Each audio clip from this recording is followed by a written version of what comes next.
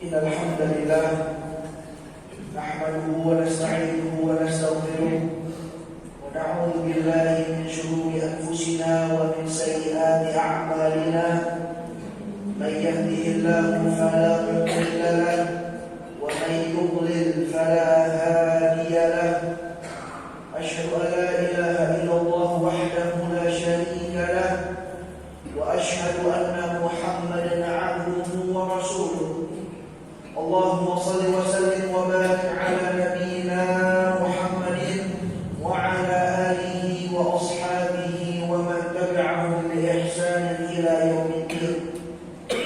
فيا عباد الله أوصيكم وإياي بتقوى الله وطاعته لعلكم تفلحون. قال الله تعالى في كتابه الكريم: أعوذ بالله من الشيطان الرجيم. يا أيها الذين آمنوا اتقوا الله حق تقاته ولا تموتن إلا وأنتم مسلمون.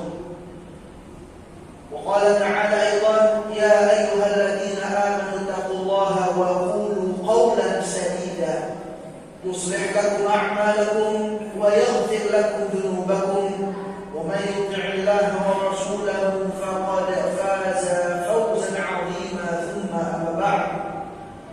Jemaah sidang Jumat Masjid Raya Al-Fatah yang insyaallah dirahmati dan diberkahi oleh Allah Subhanahu wa taala. Di dalam kehidupan kita ini banyak sekali rintangan yang harus kita lewati. Terkhusus tatkala seorang hamba ingin mendekatkan diri kepada Allah Subhanahu wa taala, maka begitu banyak tantangan rintangan yang harus ia hadapi. Di antara hal yang menghalangi kedekatan seorang hamba kepada Allah Subhanahu wa taala adalah yang dinamakan dengan dunia. Di dalam sebuah riwayat Rasulullah sallallahu alaihi wasallam bersabda, "Hubbud dunya ra'su kulli khati'ah." Cinta dunia merupakan sumber dari segala kesalahan, merupakan sumber dari segala dosa. Karena Allah Subhanahu wa taala telah mewanti-wanti kita semua, "Fala taghurrannakumul hayatud dunya." Janganlah kalian tertipu dengan yang namanya kehidupan dunia. Mengapa di dalam ayat yang lain Allah Subhanahu wa taala jelaskan, "Wa mal hayatud dunya illa mata'ul ghurur." Dan tidaklah kehidupan dunia melainkan hanya perhiasan yang sifatnya menipu. Seseorang dalam keadaan ini diharuskan memiliki yang namanya sifat zuhud, cuek terhadap kehidupan dunia. Setelah ia mendapatkan pertolongan dari Allah Subhanahu wa taala, tentunya dengan ilmu yang ia miliki. Karena seseorang, mengapa ia bisa zuhud terhadap kehidupan dunia? Karena ia mengetahui hakikat kehidupan dunia yang sebenarnya. Ia mengetahui bahwa saja hubbud dunia dengan hubbul akhirah, cinta dunia dengan cinta akhirat, tidak akan bisa bersatu. Apabila ia mengejar cinta dunia, sudah otomatis kehidupan akhirat akan meninggalkannya. Namun sebaliknya, apabila yang ia kejar adalah kehidupan akhirat, mencari ridha Allah Subhanahu wa taala, maka insyaallah dunia akan ikut bersamanya. Hukum dunia setidaknya melahirkan dua penyakit besar, yaitu yang dinamakan dengan panjangnya angan-angan dan senantiasa mengikuti hawa nafsu. Makanya dikatakan, "Man tala amaluh sa'a amaluh." Barang siapa yang panjang angan-angannya hidup di dunia, ia meyakini bahwasanya hidup di dunia ini masih panjang, sehingga ia menunda-nunda amal soleh, menunda-nunda taubatnya kepada Allah Subhanahu wa taala, maka sudah otomatis amal ibadahnya akan menjadi hancur, amal ibadahnya akan menjadi rusak. Alhamdulillah. Kemudian jemaah yang insyaallah dirahmati dan diberkahi oleh Allah Subhanahu wa taala, hal yang kedua yang menghalangi seorang hamba untuk mendekatkan diri kepada Allah Subhanahu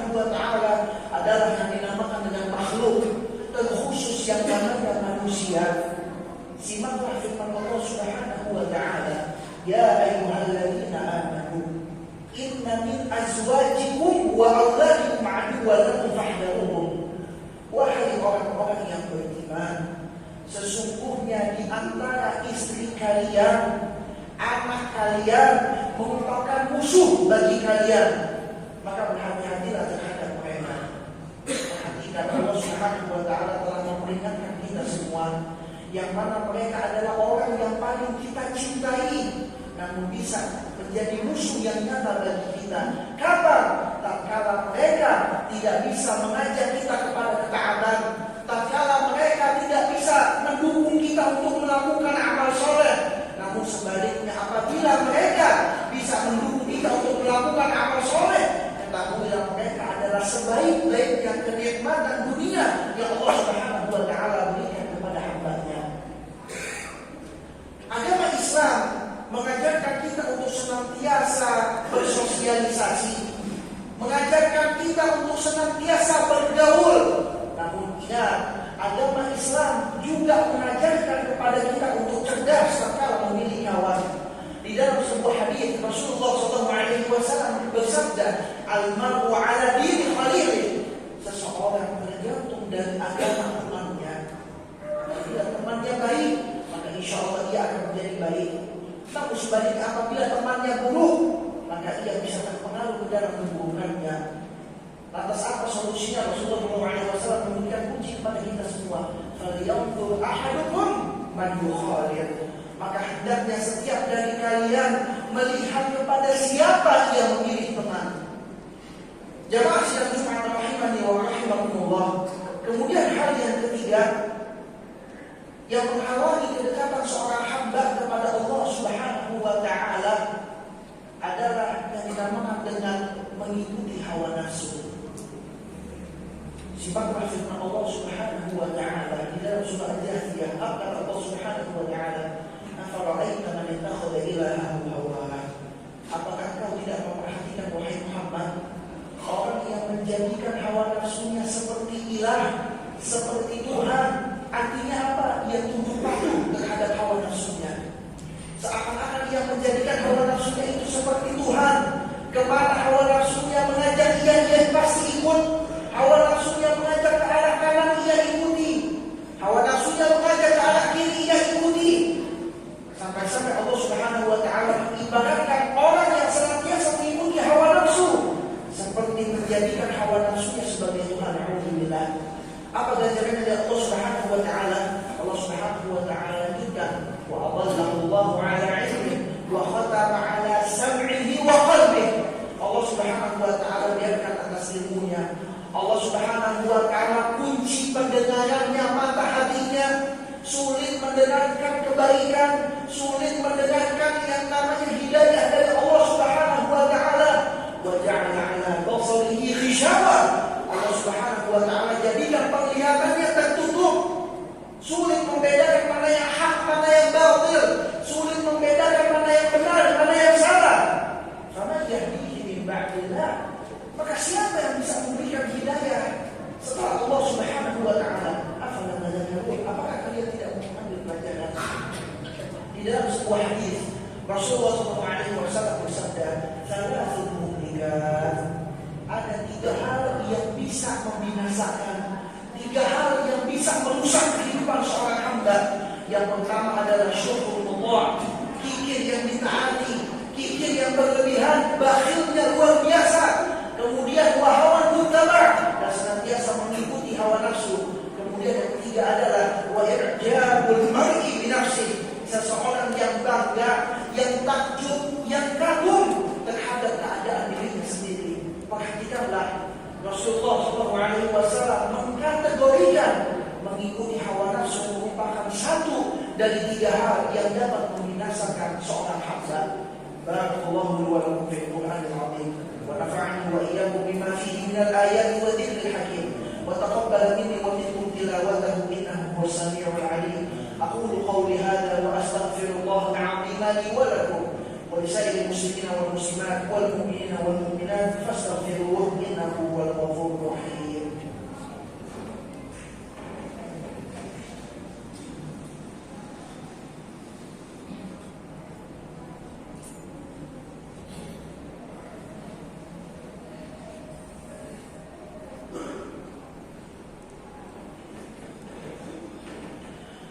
Alhamdulillahilladzi hadana li hadza wa ma kunna linahtadiya laula an hadana Allah. Asyhadu an la ilaha illallah wahdahu la syarika lahu wa asyhadu anna Muhammadan 'abduhu wa rasuluhu. Amma ba'd. Jemaah sidang Jumat Masjid Raya Al-Fatah insyaallah dirahmati oleh Allah Subhanahu wa taala. Kemudian hal yang keempat yang menghalangi kedekatan seorang hamba kepada Allah Subhanahu wa taala adalah yang dinamakan syaitan. Allah Subhanahu wa taala berfirman, "Inna syaitana lakum 'aduwwun fattakhiduhu 'aduwwa." Sesungguhnya syaitan adalah musuh yang nyata bagi kalian, maka jadikanlah syaitan sebenar-benarnya musuh. Lantas mengapa kita sangat sulit untuk melawan syaitan? Karena syaitan memiliki banyak kelebihan. Di antara kelebihannya adalah syaitan merupakan musuh yang tak terlihat bagi manusia. Innahu yarakum wa yaqbilukum min haitsu la tarawnahum. Sesungguhnya iblis dan kelompoknya melihat kepada kalian wahai manusia yang mana kalian tidak bisa melihat kepada mereka. Ini merupakan salah satu tantangan tersulit bagi kita tatkala kita menghadapi musuh yang sama sekali tidak terlihat.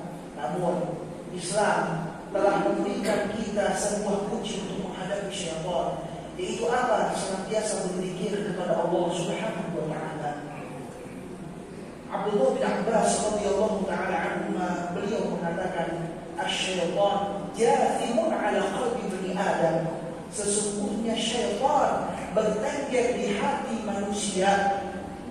Fa'idza dzakarallaha khalas, apabila hamba tersebut, manusia tersebut berzikir kepada Allah Subhanahu wa taala, niscaya syaitan tersebut akan lari. Namun sebaliknya, wa idza ghafala an waswasa, apabila manusia tersebut lalai dari berzikir kepada Allah Subhanahu wa taala, maka syaitan akan senantiasa memberikan waswas kepada manusia tersebut. Semoga Allah Subhanahu wa taala menerima amal ibadah kita semua. Semoga Allah Subhanahu wa taala senantiasa memberikan pertolongan kepada kita semua. Semoga kita semua diwafatkan dalam keadaan husnul khatimah. Amin amin ya rabbal alamin. Ya ibadallah, usikum wa iyaya bittaqwallah faqad faza al-muttaqun. Wa 'alamu anna Allah ta'ala amarakum bi amrin bada'a fihi bi nafsihi wa thanna bi malaikatihi musabbihati bi kursihi wa thalatha bikum ayyuhal mu'minuna min jinni wa insi. فقال تعالى إن الله وملائكته يصلون على النبي يا أيها الذين آمنوا صلوا عليه وسلموا تسليما اللهم صل وسلم وبارك على نبينا محمد وعلى آله وأصحابه أجمعين وارض اللهم عن الخلفاء الراشدين أبي بكر وعمر وعثمان وعلي وعن بقية الصحابة وقرابة رسول الله وعن التابعين وتابع التابعين ومن تبعهم بإحسان إلى يوم الدين وعلينا معهم وفيهم برحمتك يا أرحم الراحمين. اللهم اغفر للمسلمين والمسلمات والمؤمنين والمؤمنات الأحياء منهم والأموات إنك سميع قريب مجيب الدعوات ويقضي الحاجات. ربنا تقبل منا إنك أنت السميع العليم وتب علينا إنك أنت التواب الرحيم. اللهم اغفر لنا ولوالدينا وارحمنا وارحمهم كما ربونا صغارا. اللهم اغفر لنا وتب علينا إنك أنت التواب الرحيم. ربنا هب لنا من أزواجنا وذرياتنا قرة أعين واجعلنا للمتقين إماما. يا مقلب القلوب ثبت قلوبنا على دينك ويا مصرف القلوب صرف قلوبنا على طاعتك. ربنا آتنا في الدنيا حسنة وفي الآخرة حسنة وقنا عذاب النار. عباد الله إن الله يأمر بالعدل والإحسان وإيتاء ذي القربى وينهى عن الفحشاء والمنكر والبغي يعظكم لعلكم تذكرون. فاذكروا الله تعالى يذكركم واشكروه على نعمه يزدكم واسألوه من فضله يعطكم ولذكر الله أكبر. أقيموا الصلاة.